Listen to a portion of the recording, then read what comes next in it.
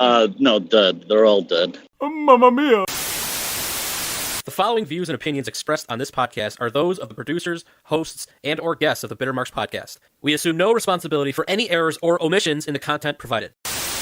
Listener discretion is advised. Bitter Marks! Bitter Marks!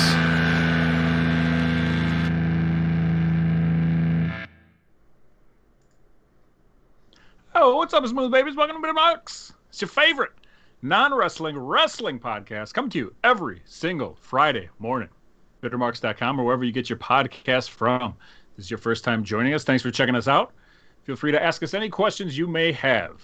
BitterMarks@gmail.com is the way to get a hold of us. That is our email. Ask us about wrestling. Ask us about Police Academy. Ask us about Jeff Jarrett attacking... Oh, I wish I remembered that guy's name. We'll get to that in a second. Anyway, that's the best way to get a hold of us. BitterMarks@gmail.com. I'm your host. My name is Sasha, and I'm joined by my dear friend. No one stops counting to 3 like this man. It's Peewee. Hey, what's going on? That man's name is Beetlejuice. Beetlejuice. He's dead, correct? I believe so. I don't think it was because of a Jeff Jarrett guitar shot, but I cannot confirm. Absolutely related. 100%. What's going on, man? How you been? Yeah, good. Hanging in there. Yeah, John in the chat agrees. It's Beetlejuice. I'm good. I've been busy. Luckily, we are getting this streaming thing down, and it's getting smoother and smoother every week, and it's taking up less and less of my time. And that's allowed me to do other things. I've got video game shows coming up. I've got garage sales to get to. I've got all sorts of things that I've got to get to that don't involve this podcast. So the smoother this goes, the better. Yeah, and you made the mistake of asking me if I had any pictures for this show, which I sent you 200 pictures for the show. So incorrect. I asked you if you had any pictures for the show about 4 hours ago, and you said no. And then about 20 minutes ago is when you're like, oh, wait, I've got 10 pictures for you. Please get these loaded up. In my defense, I'm a shitty friend. Agreed. Okay. Speaking of smooth, we are joined this week by the punctual prince of podcasting from parts unknown Illinois. He's back. It's producer Tony. There he is. Wow. What's up, everybody? How we doing? A chair with wheels is how that effect happened. Yeah, it's very technical over here. Things are good. Busy. Very busy. Where you been? Contract disputes? What's going on? Yeah, I was working it out with my agent. You got the Bitter Marks representatives, man. Let me tell you, they are tough to bargain with. But we got a deal in place, so I'm back. I took a little retreat to Iowa. I know you people at home listening are like, why the fuck would you go to Iowa, right?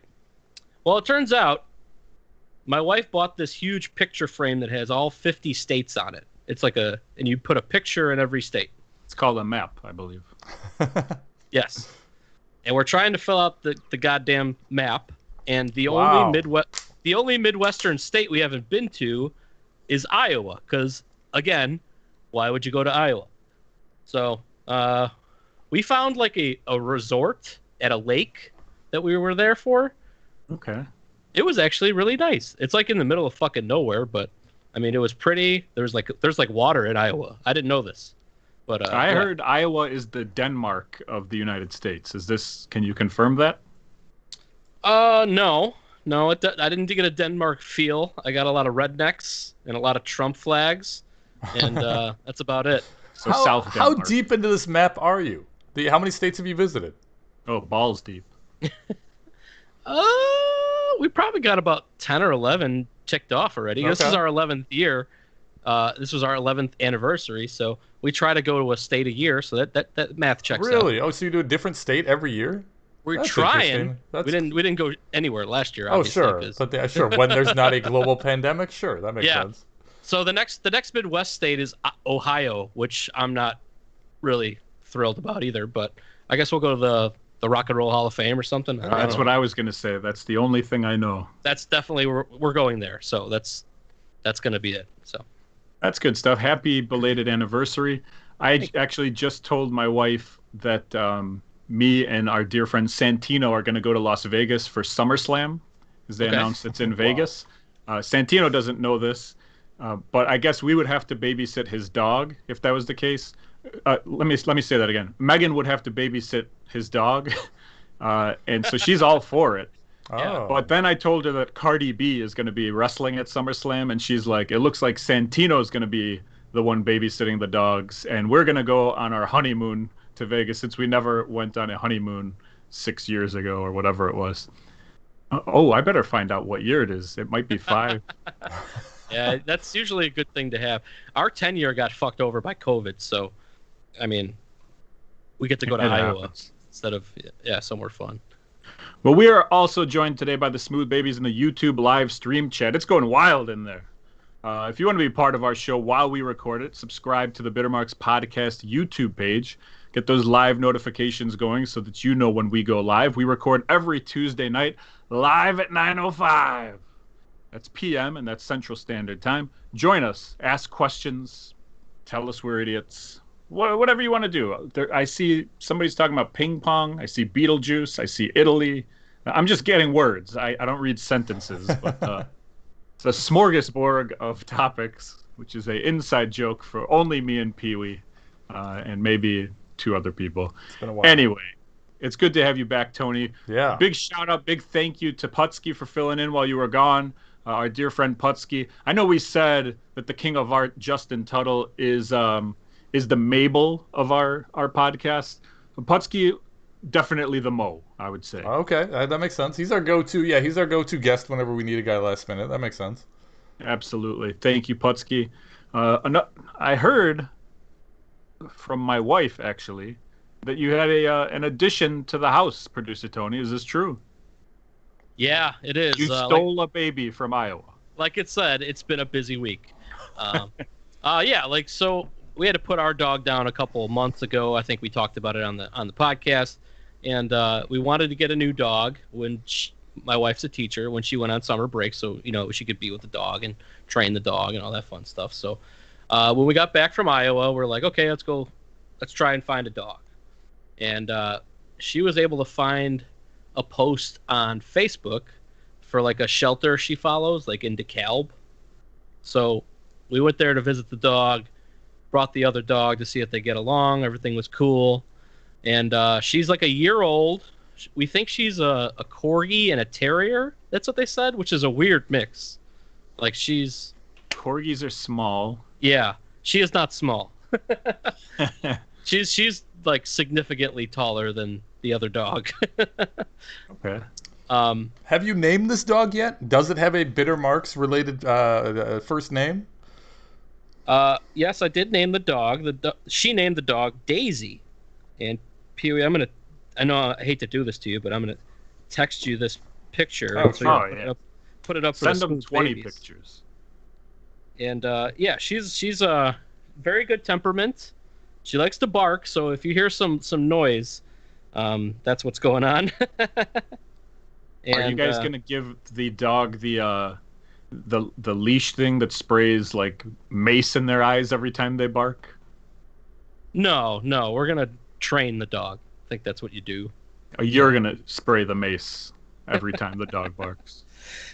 We had a little issue with a bone earlier. Like we gave the dogs bones to see what would happen, and the new dog, turns out she loves to steal other dogs' bones, and the other dogs didn't care for that much. So I assume bringing it to the dog's bone zone. Yeah, all the dogs went to the bone zone, and she was a little jealous of the other bones.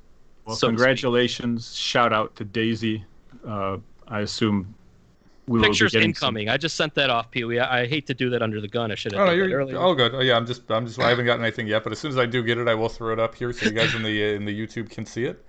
Speaking of the YouTube, Justin Tuttle does say that Mabel, I'm Viscera. He doesn't want to be the Mabel of our group. Oh, okay. Okay. Who was Viscera's partner? Naked Midian? Does that make Putski Naked Midian? Yes. Putski is now known as Naked Midian. Yes. Oh, all right. Well, that's it for this podcast, I suppose. Let's see what's next on my notes here. Peewee, I got a question for you. Sure. We talked last week about your experience getting back into the ring. Yeah, we briefly touched on it last week. Sure. Yeah, only a couple minutes was spent on it, and I actually wanted to know because I was worried about you, because I know you, Peewee. The thing that got to you last week about the guy telling you what to do and how it threw you off, and then later in the show you were kind of like still wondering if if you're doing the right things and stuff like that. Sure. Old Peewee, that would have bothered you the entire week, and I wanted to know, is that still bothering you? Is that something that's grinding your gears? So what he's talking about is during the show, after my very first match back, I got a critique immediately saying, "Hey, you buried yourself within the first 30 seconds of the match," and this was coming from the promoter of the show. And then later in the main event of that same show, I had a split-second decision that I had to make where I either need to bury myself and come across nice to the name, or bury the name by no-selling what he wanted me to do. No, I've thought about it. I thought about it when I listened back to the episode, but that was about it. I think I made the right choice on all fronts, other than the mess up in the first match initially. I think I made the right call as far as apologizing to the promoter when I tried to justify my case, and I definitely think I made the right call selling the "hey, look over there" ref by Hornswoggle. I don't think I don't think I would have no sold that for a name. I think that would have been a mistake. Good to hear. I was hoping that you weren't like distracted by it all week. No. I feel like you would have been in previous, like 10 years ago. Yeah, agreed. No, you're exactly right. But no, I'm fine. I think I'm good. I have considered. What about physically? Like how winded were you after that match? No, it was fine. After a Hornswoggle match, it was fine. Not a lot of high spots. No, not a ton of flipping and diving and 2 counts. Yeah. Well done. Well yeah, done. It was good. Good to hear. I'm glad. I'm very proud of you, Peewee. That's all I'm trying to say on this aggressively bitter show. I'm just trying to say I'm happy that you did it. That you actually went back and actually did it. Have you been training or anything? Have you been booked for a TNA show? Have you heard from AEW to do Dark Evolution or anything? Like our boy, by the way, Bitter Marks approved Matthew Justice this week on AEW Dark. Still won't watch it. Yeah. Oh, that's good for him. I've got Daisy up here if anybody wants to see the YouTube chat. There's my girl. But no, I have no bookings as of right now. The only thing I have upcoming is an October show. That was the show that Meng and Barbarian. That's the show put on by Ryan Cross in Kenosha, Wisconsin. When that gets closer, I'll definitely promote the hell out of that. Right now, I'm currently looking for more. Dave Hero, the guy that I worked for at this previous show, he has a show this weekend, but I thought it was too last minute for me to be like, "Hey, you've got another show in 8 days. If you don't have if you have an opening for a ref spot, I'd love to have it." Like I already did that on the last time. I don't want to be known as the guy who comes in last second. In a day or two, I'm gonna reach out to him and be like, "Hey, I saw that you have a show this weekend. Do you have any shows upcoming after that I could be able to get on?" So when I do that, I'll report back and let you know. Any bookings I get, I'll definitely let you guys know. I'm going. I'm there. That'd be great. Wherever it is. We are 1 week away from the first ever Billy Joe Travis Memorial Crockett Cup Tag Team Golf Championship Invitational, presented by Ball Scraped from the glorious Apple Orchard Golf Resort. If you want to join us, just let us know. We'd love to have you. Contact me or email us, bittermarks@gmail.com. It's going to be 11 a.m. Saturday, June 19th. Producer Tony has 3D printed the MVP. That will be the single person who is the lowest scorer will be getting that 3D printed.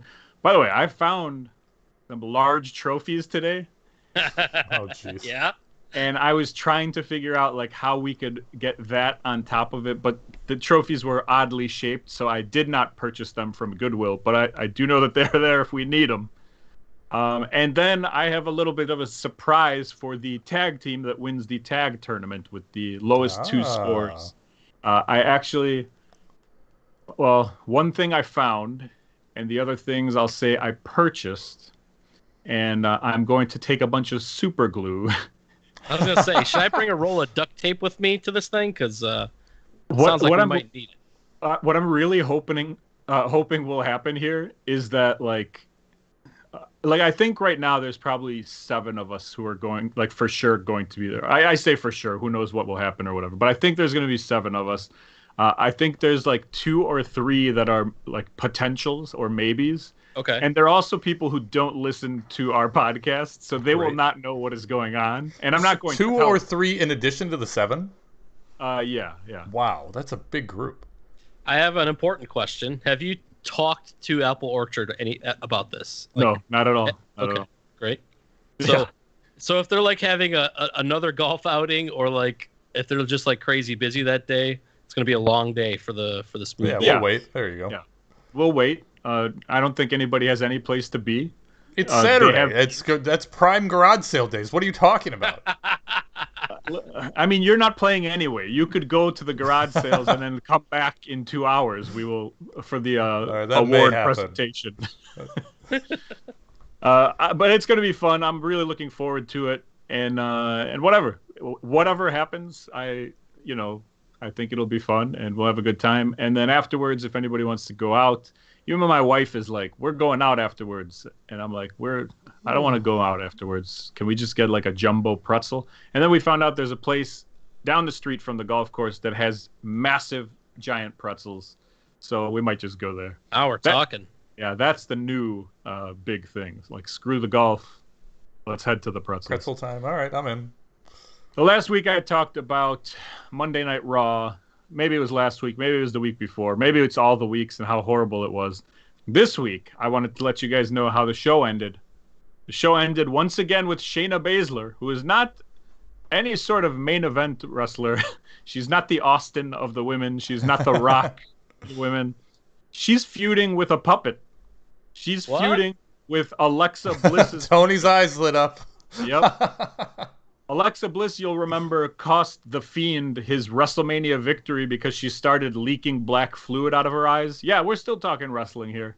The Fiend lost, and he has not been on television since, I believe. And Alexa Bliss has been cutting promos in like a playground with a puppet named Lily. And so the Raw ended with Shayna Baszler trying to find the puppet, then being chased by the puppet.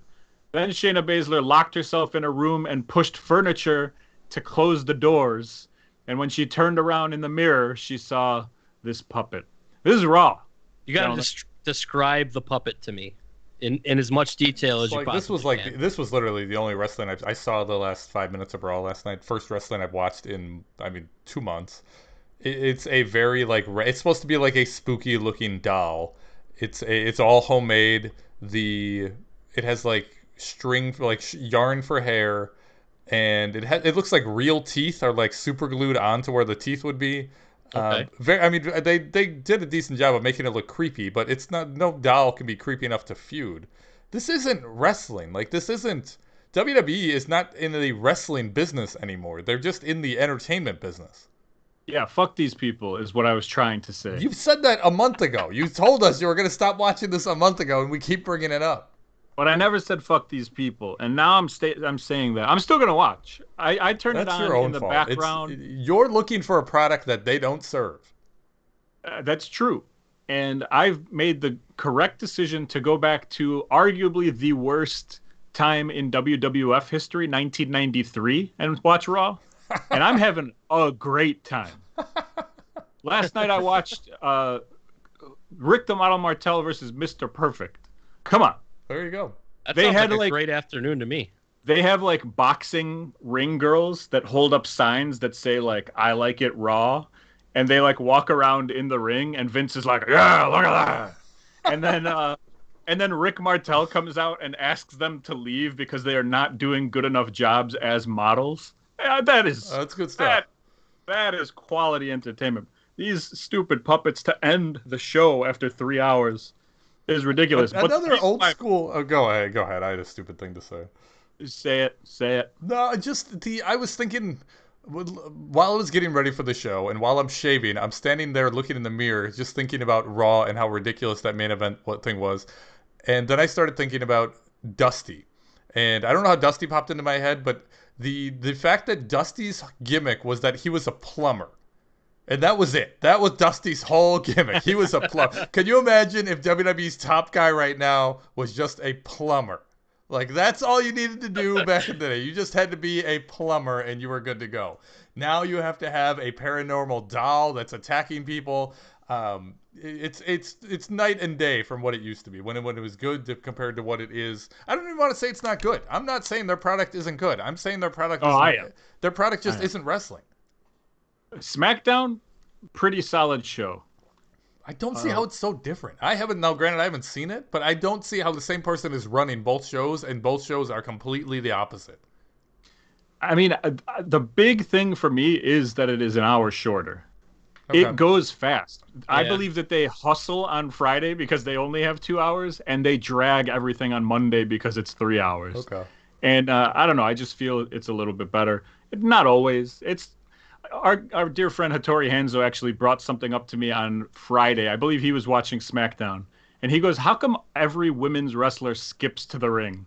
And I was like, come on, it's not every single women's wrestler. And then I watched SmackDown and I watched AEW, and there were 4 women skipping to the ring. It wasn't all of them, but he was definitely right on that. That's good. Hey, speaking of women's wrestlers, I actually flipped through Raw the other day, and Charlotte Flair, did she get a new face? Yeah, I mean, I don't know, but I think she got a new face. I mean, something's going on there. Like I said, I watch wrestling once every 2 months, and every 2 months I tune in, and there's Charlotte Flair, and it looks like a brand new person. I don't know. Maybe she's going through puberty. I don't know what the change is.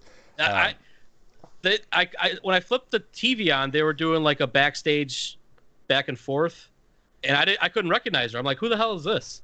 And then I kept watching, and it was Charlotte Flair. I'm like, what?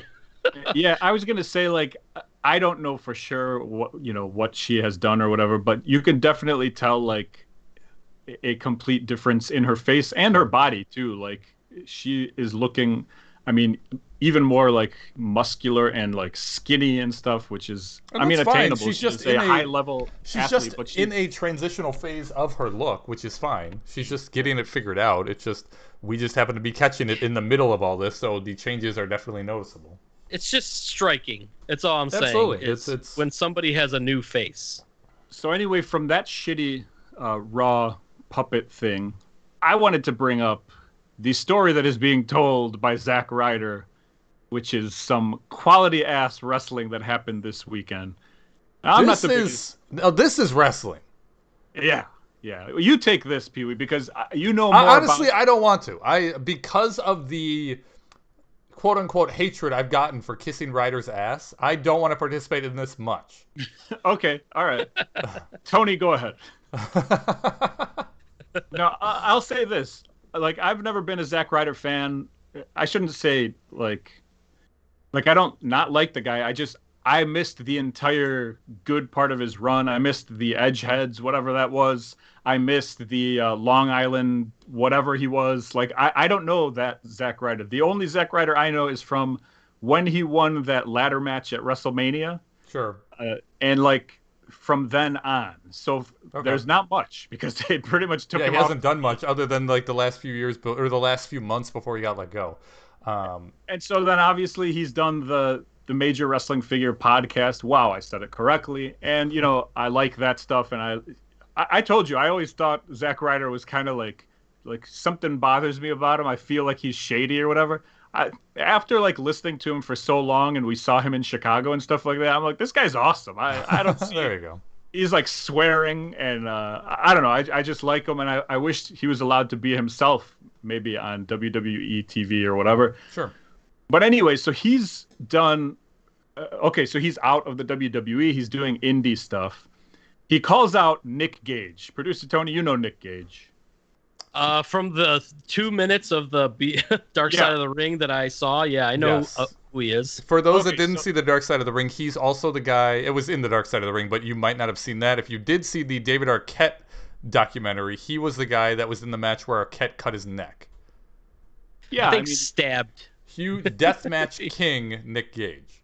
Exactly. And so him and Ryder Ryder said something. I might be wrong in this stuff, but Ryder said something about him either on their podcast or on Twitter. And then Nick Gage responded like, "Who is Zack Ryder?" And then he was like, "Oh my God, that's Zack Ryder." Yeah, it was "Who is Matt Cardona?" And Yeah. then so we don't know how much of this is a work and how much isn't, right? I believe, just like you're saying, every moment of this is a work, but going through it in real time, we didn't know that as fans. I said I'm not going to participate in this much, but I will add everything here and there. Yeah. You're exactly right. Where Ryder, I don't think he called him out on the podcast. I think it was just on Twitter. Said something about Nick Gage, and it seemed like he was just joking around. But then Gage's response was, "Somebody tell me who the F this Matt Cardona is." Yeah. And then 20 minutes later, he goes, "Oh, it's Zack Ryder. It's WWE's Zack Ryder, woo woo woo guy." So then they start going back and forth on Twitter a little bit, and then keep going from there.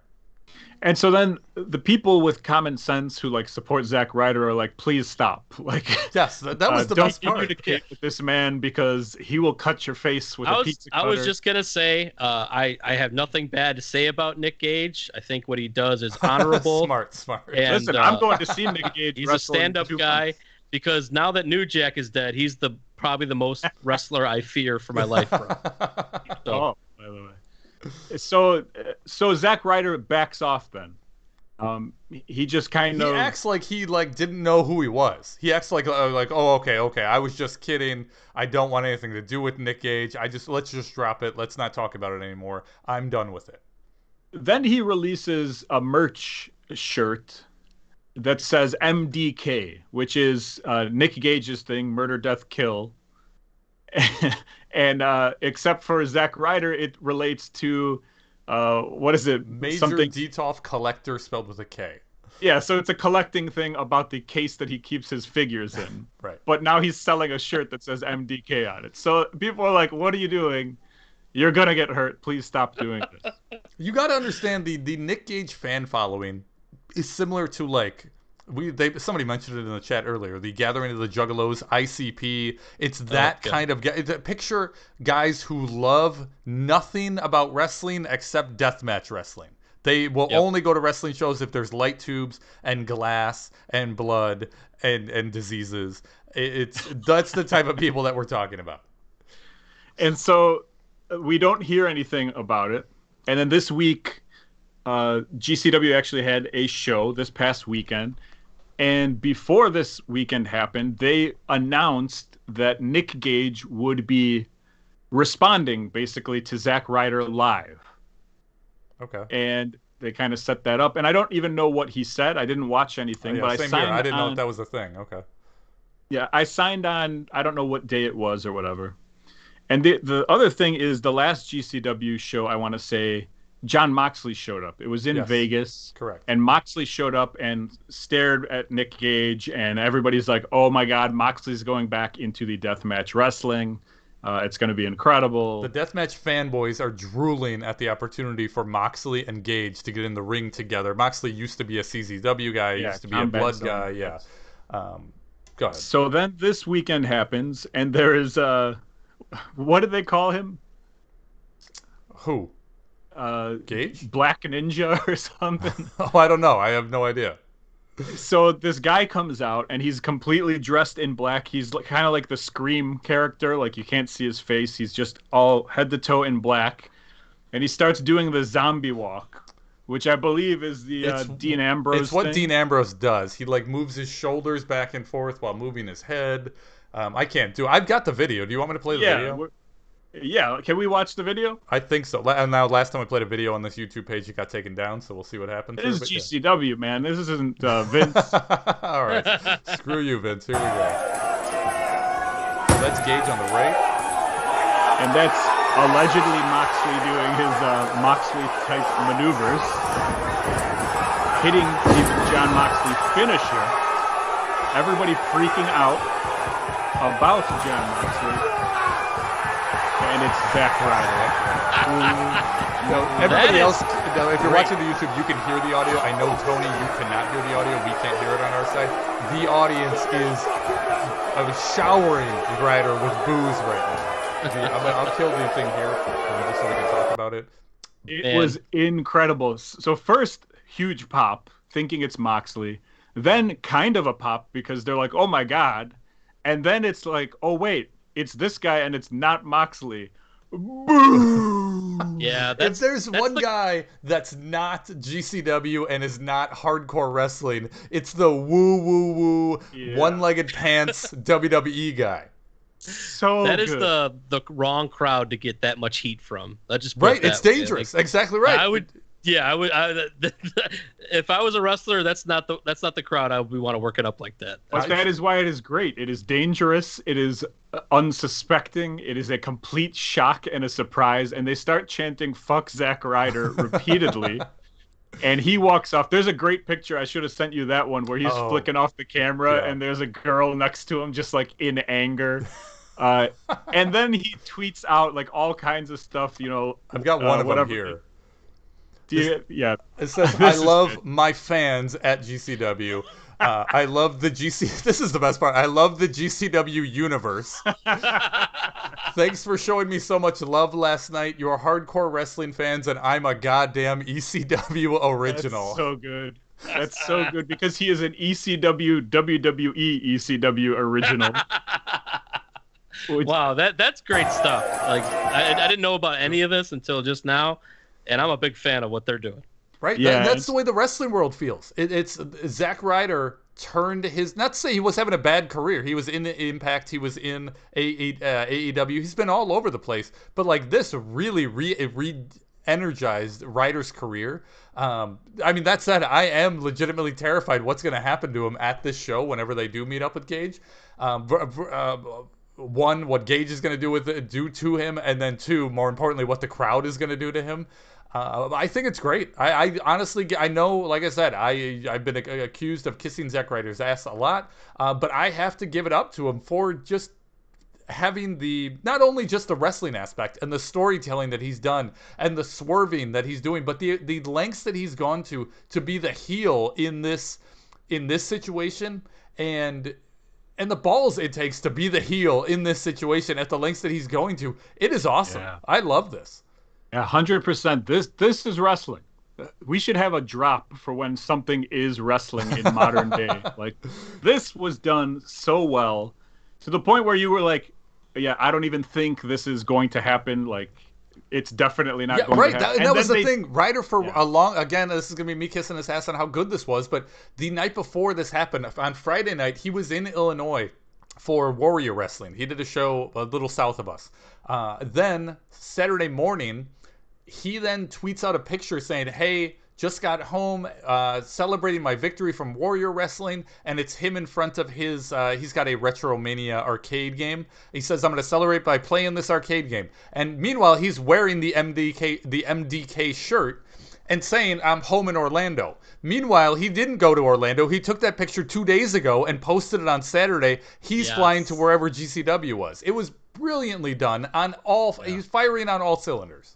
What a great work. Yeah. And I don't think you suck up to Zack Ryder, by the way. I do think it's funny, but I don't think that you suck up to Zack Ryder. That being said, Zack Ryder went to a higher level for me after this weekend. The whole wrestling world is talking about him. He was the number one thing on the wrestling Reddit for a while, 2 days ago or yesterday. This is great. I'm saying it's great not because it's Zack Ryder. I'm saying it's great because this is wrestling. This is what wrestling is. People are getting invested into it. They're treating it like it's real. Granted, some of those deathmatch fans might actually think this is real. I don't know if that's the crowd you want to think. So that is wrestling, and what is actually more wrestling is something we don't have to spend a lot of time on, but this was kind of like the biggest story last week. WWE released even more people. They just keep releasing guys. Last week, Tony, I don't know if you heard. Tony, did you hear about this? No, lay it on me. Wow. All right. Do you know who Santana Garrett is? That's a negative. Buddy Murphy. Nope. Lana. Yes. Okay, she's released. Ruby Riott. Okay. Aleister Black. Santino asked me if I liked Magic one time when he came out to the ring. So yes, I know. I remember him. And Braun Strowman. Oh my God, really? Yeah. That's fucked up. They should not have done that. No And real also- reasons have been given. Nothing has been explained. Really? Yeah, it's all very as far as I know, it's all very gotta be mysterious. It's got to be like behind the scenes stuff. I can't imagine they'd let that guy go for any like wrestling reason, right? Well, if you also remember a couple, I don't know, months or whatever before that, they released Samoa Joe, and I don't know who else was in that Yeah. group. I don't Right, remember. that was shocking. Samoa Joe, I think, was the number one guy that was shocking then. Just he was part of the announce team. He was one of their best wrestlers that they had. But Braun is a former champion within the past year and a half, if not sooner. He was being advertised like he was at mid-angle the week before on Raw. Like, he was in the middle of doing stuff. He has a ton of value. To just cut him loose and say, okay, in 90 days, you can go wherever you want. Yeah. Something has to be up there. You can't just Yeah. let a former world champion go like that. That's Yeah, something. That's something. Something's up there. Yeah. He wrestled Shane McMahon at WrestleMania. It's like, Yeah, right. you know how many Vincent, people didn't have matches at WrestleMania, and he's wrestling in a cage match against Shane McMahon? Absolutely. That's a big deal. Aleister Black is a big one because his real life, I don't know if it's wife or whatever, Zelina Vega was released a while ago. There's been rumors that she's coming back. Aleister Black was off for like 6-7 months, something like that. And they finally started playing vignettes, and he's like coming back, and then they release him. Ruby Riott is a like good women's wrestler. It was kind of a surprise, but they haven't really done much with her anyway. Lana, a little bit of a surprise because she's on TV every week. But I mean, but with the Rusev stuff, that's not a big surprise. Sure, but I mean, that happened a while ago too. Buddy Murphy is a very talented wrestler. I mean, great look, great wrestler. He did some stuff with Seth Rollins. I don't know. Do you think the rumor is Vince is getting ready to sell? We're going to talk about that until he dies or whatever, or sells. Is that something that you think is going to happen, Peewee? No. I mean, that's my gut reaction. Is that no? Everybody was saying like that's the only thing that makes sense for them to let go of Strowman. If they're selling, they need to cut some money somewhere. And that the only reason that they would be doing that, it makes sense on paper, other than Vince won't sell. I don't believe that Vince would ever sell. So how many of these end up at AEW? Who by the way, signed Mark Henry, Andrade, and Big Show in the past 2 months or whatever? I don't know. I'm terrified for it.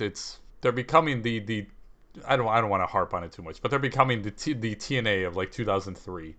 And then the biggest one that we didn't talk about, it happened a couple weeks ago, I want to say, but Velveteen Dream released. Yeah, good. Good, yeah. All right, that's it. Yeah, that's all I got. I mean, nothing. I don't think anything's been proven on his side, so I guess I shouldn't say good, but I don't know. The where there's smoke, there's fire.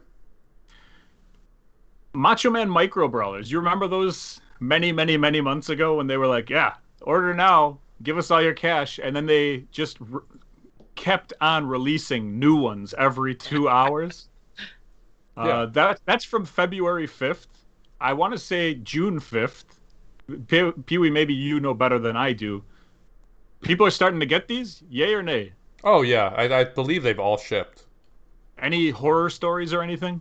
No, I mean, at the time, the big deal was that they were releasing these every like 2 hours. So like one would be available from like 12 to 2, then one would be available from 2 to 4, and you had to pay shipping on each one of these, so the shipping was just adding up. And we were afraid that while they're charging shipping for each individual one, they were all going to ship together and just have one shipping charge on their end, and they were just going to make bank on the shipping charges. They did all ship separately. I don't think it makes sense to do it that way, but I don't run their business. Maybe it did make sense for them. As far as I know, it's been going fine. All right. Yeah. Did you get any, Peewee? No, God, no. I don't like. The only reason I would get these would be to flip them, and I don't like ordering anything that's a pre-order item where we will make as many as we need as long as you order within this window. If we get 5 orders in this window, we'll make 5. If we get a million orders in this window, I'll make 1 million. To me, if you want, now there's going to be some people that miss it and are going to want to buy it afterwards, but I think there's enough people that are already buying it in that window with the intention of flipping that it's going to be difficult to. People have already said these Macho Man brawlers are the peg warmers of the brawlers. That everybody's trying to flip them and nobody wants them, and it's because everybody had the opportunity to easily buy them. These are not flippable. The next week, the pre-sale goes up for Zombie Sailor's toy line, which is a awesome looking toy line. It's actually incredible. It's not next week. It's tomorrow if you're in the Patreon group. It's Thursday if you're a regular human. The 17th, I thought. No, it's definitely Thursday. Wow, they moved it up then. Well, either way, the figures look awesome. They have a Sabu that has like scars, like you can actually see. Removable headdress. It's like a Hasbro figure, Tony. The little ones. These are ECW figures?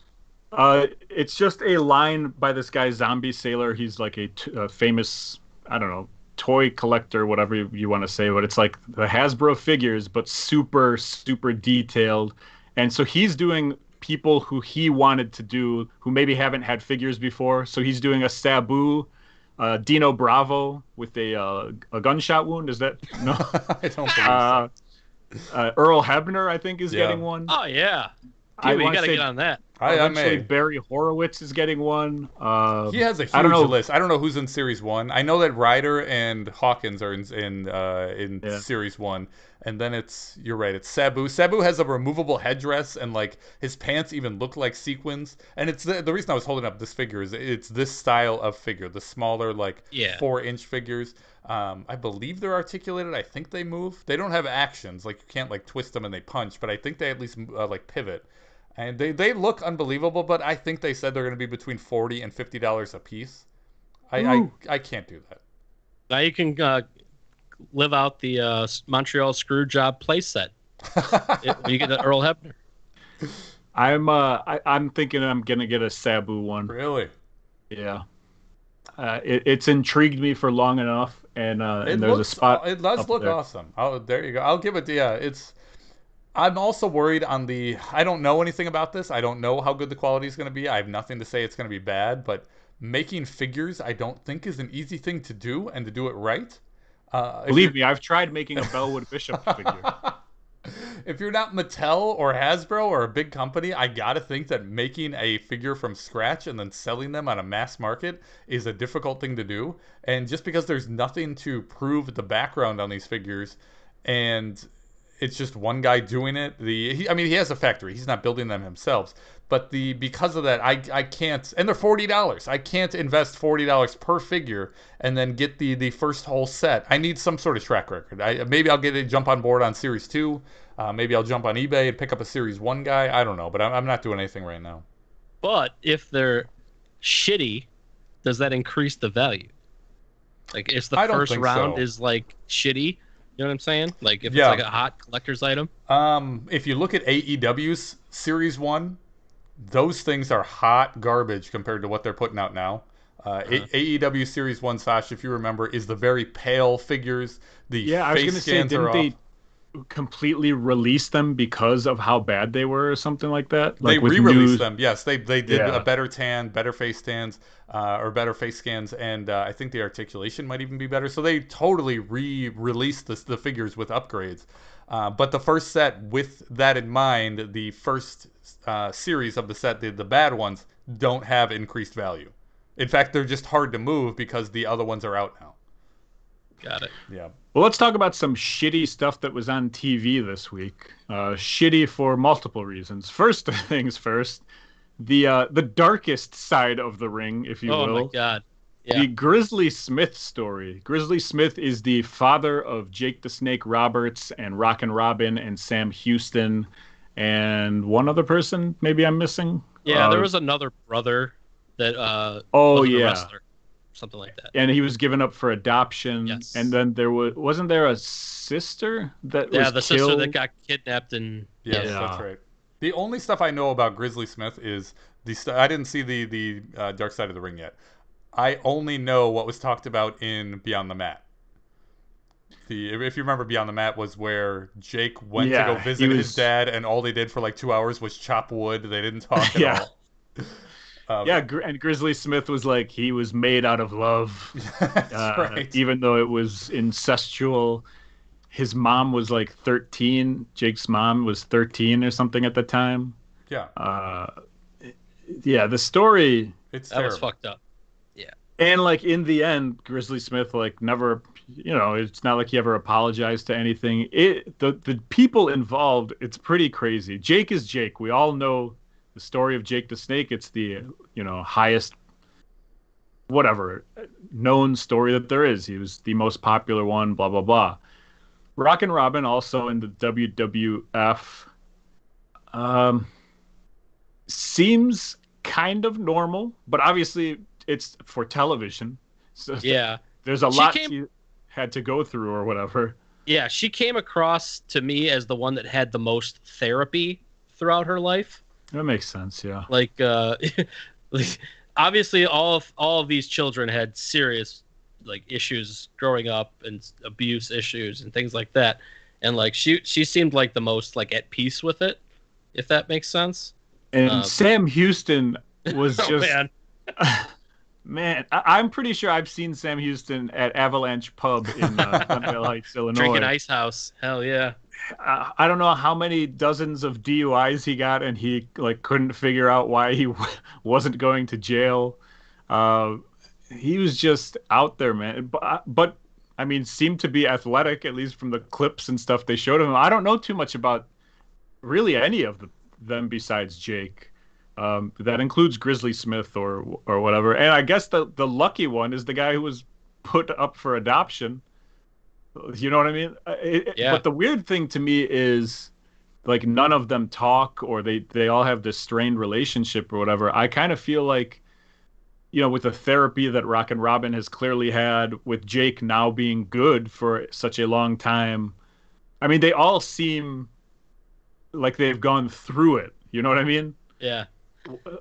It's kind of like that one kind of hit home to me because my mother and her brothers and sister had not as bad, but they had an abusive childhood as well, and they're the same way. They don't talk. None of them talk to each other. So it was like it was very like close to home when that part happened, when they were talking about their relationships and stuff. But yeah, like when your childhood is that messed up, man, I can't even speak to it. But it was for sure the darkest of the dark side of the rings to me. I mean, I'm talking over Owen, I'm talking over Pillman, like Benoit, you name it. To me, it was like probably because of the pedophilia involved. Yeah, but we're talking child sexual abuse here. We're not. That's not. Yeah, that's the worst. I mean, it doesn't get any worse than that. I mean, sure, Jimmy Snuka killed a woman, but I guess the funny part that we can take out of it was Grizzly Smith charging people 50 cents to punch him in the stomach.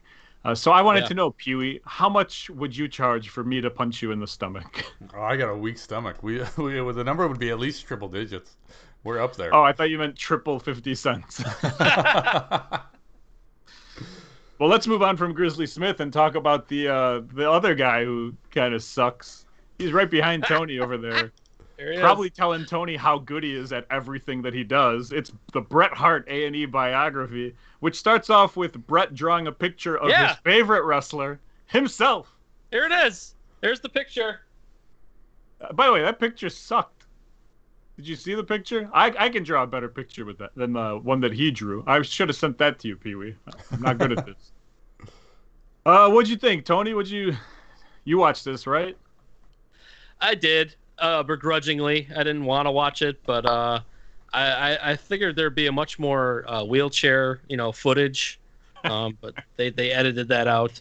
I will tell you this: what I wanted more out of this after the first 20 minutes was more Stu Hart documentaries.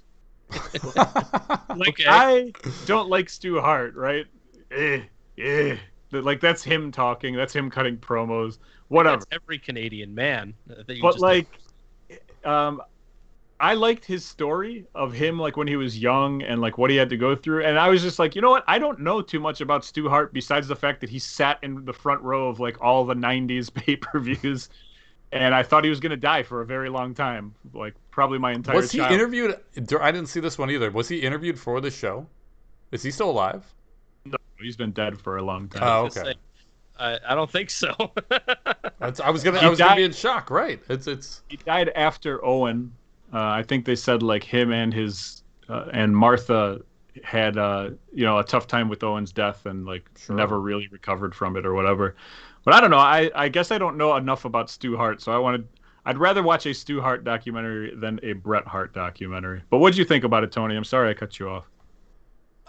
Yeah, like typical like Brett's where he thinks he's the best at everything, and he never did anything wrong. He's responsible for all the good things that have ever happened. Yeah, he's the best. He had it tough though because they did grow up in a 22-room mansion, so it was tough being Bret Hart. Tough times, yeah. Yeah, I didn't know how many of the Harts there were. Was there like 12 kids or something There's a like lot. that? Yeah. Yeah. How do you Holy shit. remember the names of 12 Yeah. kids? I don't know. Yeah.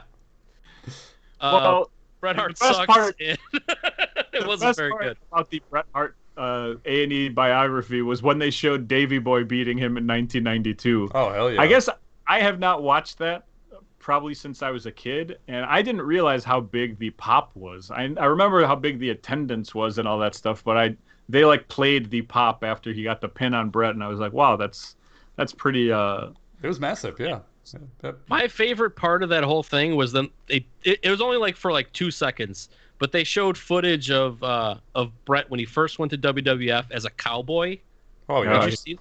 Yeah, I tried to find a picture of Bret as a cowboy for my backdrop, but I had to settle for this amazing original artwork from Mr. Bret Hart himself. You also could have Googled Bret Hart Lonesome Dove as he Yeah. was in that Yeah, stupid. I saw show. that too, but it just didn't have the same effect as Bret as a cowboy. I did like how they showed him at the Montreal Screwjob talking to Vince and saying like, "I want to do the right thing. I just want to forfeit it on Raw tomorrow. We'll do things my way. I'm Bret Hart." Wah. Anyway, all this did was make me like refresh my hatred of Bret Hart. Like whatever, as a person, I don't care, but as a wrestler, like yeah, get out of here, Bret Hart. And any final words on Bret? I got it. Bret screwed Bret. There How you about go. that? WCW. The And the last thing we got here for you today is a Hattori Hanzo email. That's right. Hattori Hanzo, by the way, last week we had the picture of him in front of the Utah Jazz Stadium. yeah. Was that last week? Yeah. I was talking to Hanzo and he goes, I had no clue that there were NBA playoffs going on. He stopped there strictly to get a picture in front of the stadium with the Bitter Mark shirt on. Hell yeah. Yes. Thank you, Hattori Hanzo. He should have flipped. You should have flipped it up inside out though. That was one of the limited Oh, yeah. producer Tony shirts. And then he did end up actually purchasing a shirt from Pro Wrestling Tees this week. So I sent him a secret surprise that he's going to get in the mail, hopefully one of these days. He went to a Real Salt Lake game, which is the soccer team out there. And apparently over the intercom, they had mentioned that former Utah Jazz member Mark Eaton died, 64 years old. That man was in a bicycle crash. How about that? Okay, now are we talking motorcycle or Nope. like cycling? Bicycle. Wow. Wow.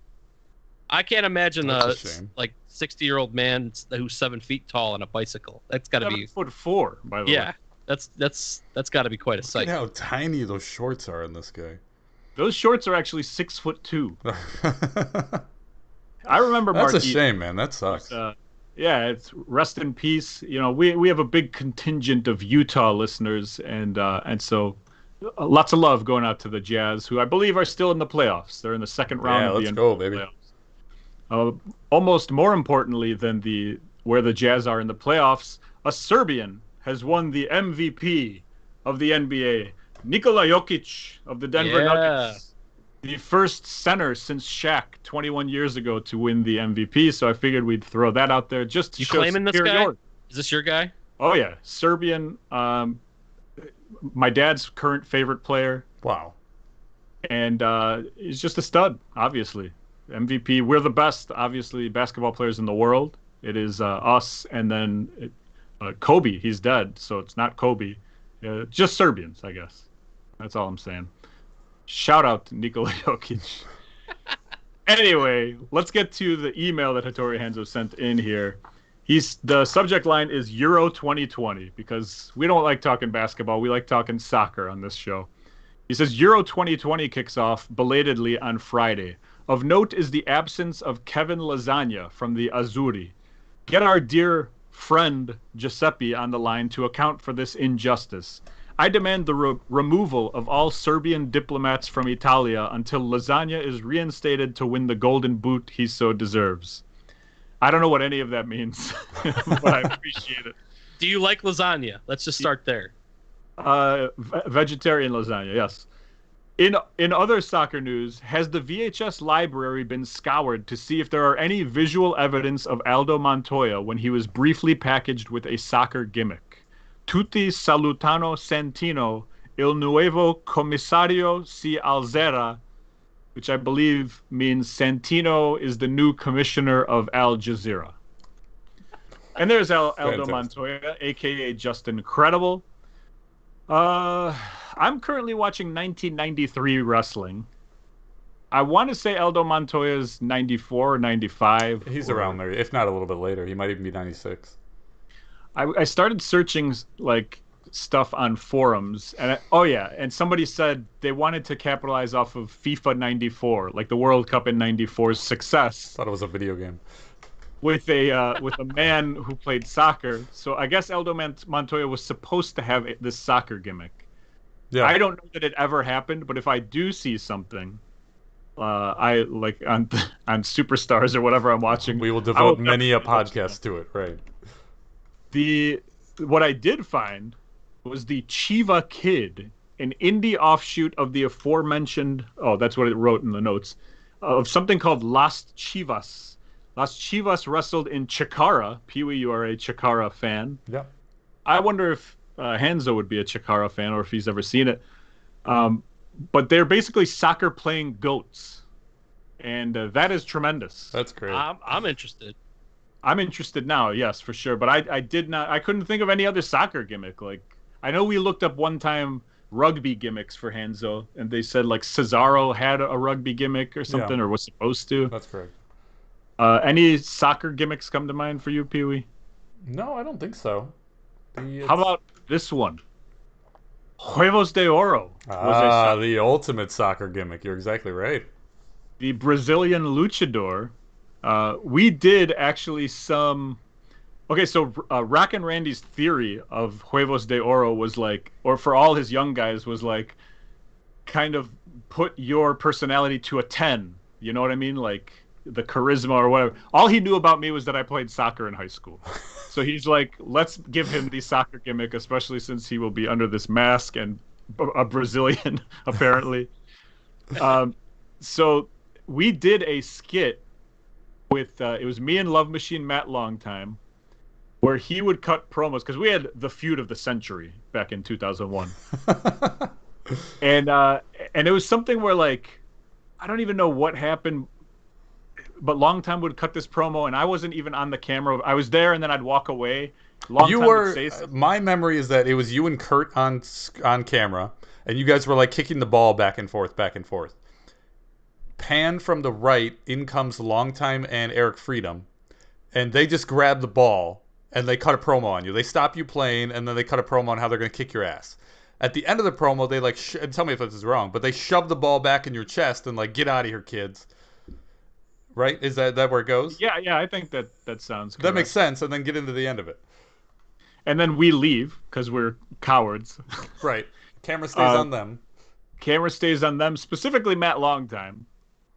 And as he's saying something, he gets whipped with a soccer ball. I don't remember if it was in the face or in the stomach. It was as he was walking away. So like they said something to the camera, then him and Freedom turned their backs and started walking back out the door. And as their backs were turned and they were walking, then in comes the soccer ball and pegs him in the back of the head.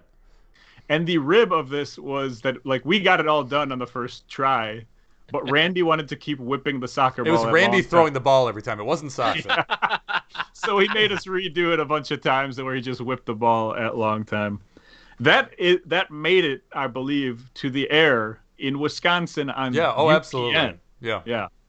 The show, and I tried finding old NAWF UPN shows, or any old NAWF in general. I would love to see some of that TV stuff, like how it turned out on TV. Here's a question.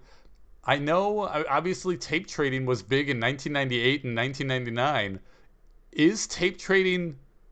I mean, is tape trading still a thing? Was tape trading a thing when we were on UPN in Wisconsin? Like, are there... I think so. I think that tape trading was still around, and that's why I believe that we can probably hunt these down. Like, I don't know how. We'd have to talk to somebody. I told you, my Google search does not work. I cannot do this. Let's do it a different way. How about this? You said it was on UPN, right? Yeah, UPN in Wisconsin. Find somebody in Wisconsin who has tapes of like old American gladiators and like left the recorder on, and like maybe you'll find... That sounds much easier. Yeah, that actually will probably have a higher success rate. You are right. So I was actually looking for these shows on YouTube again. Like I've done this many times already, but today when I knew we were going to talk about this, I started looking for more stuff, and I didn't find it. When you type in NAWF, a tag team comes up called the North Side Heroes. Yeah. NAWF side. It's how, it's a NAWF is not only the abbreviation for the North American Wrestling Federation, it's also how some people would spell the word north, as in the direction for north side. And it is also somebody's like Nintendo 64 league that they recorded on video and put on YouTube. Oh, like a wrestling league. Okay, that makes sense. So the Randy's NAWF was not the only wrestling NAWF. And so I'm going through and I find something on a channel called On the Mat Television. Okay. And the picture, when you have a YouTube video, you can put a thumbnail of whatever it is that you want. Or if you don't put one, they just randomly pick one. And they find one. The picture that comes up is a picture of Love Machine Matt Longtime versus Andy Anderson. Hell yeah. And so I click play on this thing. And it starts. And apparently this show was all about, like, Chicago and Wisconsin indies. So, like, the beginning of the show is NAWF, PCW, Great Lakes Championship Wrestling. Like, all these different things, like a highlight clip video. Oh, interesting. Okay. And then it shows two guys. And, Peewee, you have the picture. These two guys. Okay, the guy on the right, if you're looking at this, with the skull cap and the gloves... That's Billy Wack. I thought that was Billy Wack, yeah. Yeah, he used to run the Lunatic Wrestling Federation out in, like, Lamont, which is where I want to say I first saw Colt Cabana and CM Punk. And whatever, they were a backyard fed that turned into an indie fed. Honestly, they were probably, like, the, like, ground print for the DCWA. Like, the best that we possibly could have done is what they did, but they started booking real guys, and they also like worked out and didn't do as many drugs. They probably did as many drugs as the guy on the left. I was like, who is this guy? And then the next picture came up of him. That's the picture of the guy, and I go, I know who this guy is, but I can't figure it out. Do you know who this is, Peewee? I mean, he's definitely familiar. I don't know his name offhand. I don't know if this guy was like part of that show Sports Entertainment Live with that's kind of what I got feelings about too. I don't know. Or he was like a manager. So I don't know what the answer is, but if anybody knows who like went to the Illinois shows back in the day, weren't you watching the video? Yeah, and it says his name. It's Richard T or something like that, but that didn't do anything for me. Okay, I mean, I can't Google Richard T. But anyway, I'm going to tweet out that video because did I send you the screenshot of the Andy Anderson? Yeah. So this is what comes up the first thing after the intro. It says, due to technical issues beyond our control, we're going to put on Andy Anderson versus Matt Longtime. I love this. And it's got these other guys doing commentary. And so they are doing commentary on wrestling that they haven't seen before. So like, okay, that's cool. After this match is done, they say like, this is the first NAWF match that we watched. It was good stuff. Long time gets the loss in this because something with the ref. I didn't watch the whole thing, but the ref was you, Peewee. You are on this video. Oh, really? That's hilarious. And so I'm going to tweet it out so obviously people can watch it or whatever. But I was like shocked to see you are in many videos on YouTube and you don't know about many. I have no idea. That's okay. Interesting. But there is a lot of NAWF stuff with like Reckless Youth and like other people involved. So anyway, thought that was interesting. So that's about it. Next week on the show, prediction updates. I'm bringing back a game next week that we only played one time. You guys ready for the quote game? You remember that one? Oh, that was a good. I was terrified you were going to say who to follow. Yeah. Yeah, the quote game was good. Yeah, we're gonna play the quote game next week. I started working on it.